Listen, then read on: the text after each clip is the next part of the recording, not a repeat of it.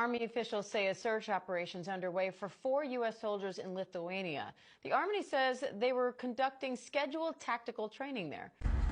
So I just wanted to jump on here and talk about this. I recently just found out about this event, and usually most of the time I usually don't get on here and talk about certain things like military related, but you know, this really hit home to me with this story because I am a tank mechanic. I've been a tank mechanic for the last 15 years, and of those 15 years, half of that time has been on that platform, the M88A2. I was a M88 operator doing plenty of recovery missions, and even back in 2020, I was deployed to that exact training area, Pabrade, with Third ID. So like, this really hits home and close to me.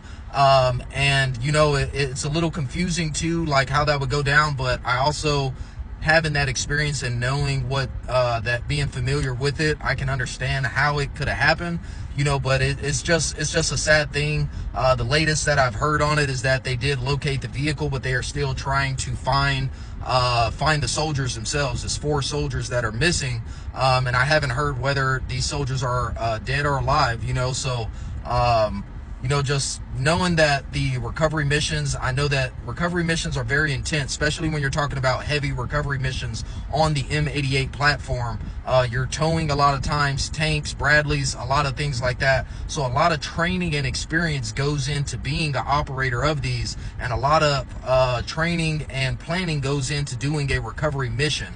So when you're doing these recovery missions, you know, there is a big risk that is associated with it, but we as, you know, leaders try to mitigate that risk as much as possible. So, you know, it's some questions that I do have, you know, like a lot of times when I did send a M88 out on a recovery mission, I always accompanied them with another vehicle. So they either had an escort vehicle or I would send additional mechanics out with them.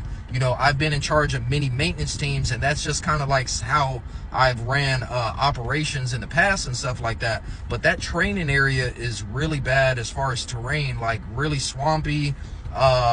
You know, we've had to do very long recovery missions there. I had my 88 crew that I sent out one time that was on a recovery mission for over 24 hours doing a recovery mission just due to the nature of the terrain that's there. So, you know, I understand how it could have happened, but, you know, my thoughts and prayers really go to these soldiers. You know, I'm praying for the best outcome in this and hoping that, you know, they do locate them and that we do get some sort of resolution to this. But, you know, another point that I just really want to drive in is us as leaders, when you have subordinates, it's very important to train your soldiers to standard.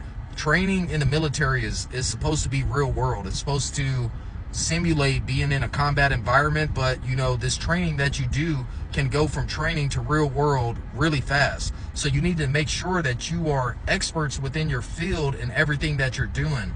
You as a leader should never doubt in your mind whether or not your subordinates have the adequate amount of training to execute the missions that they are being tasked with. And you know, you as a subordinate, if you ever feel that something you're doing is unsafe, you should stop at that moment and wait for further clarification on that and stuff like that. So like, it's just really crazy hearing about this, you know. So like I say, I wanted to jump on here and just kind of give my input on that, you know. And like I say, I pray that everything does go well for it, and I just pray that we have a resolution for this. The thoughts and prayers go out to the families that could potentially be involved from this. But yeah, that's just wanted to jump on here and kind of share my take on this.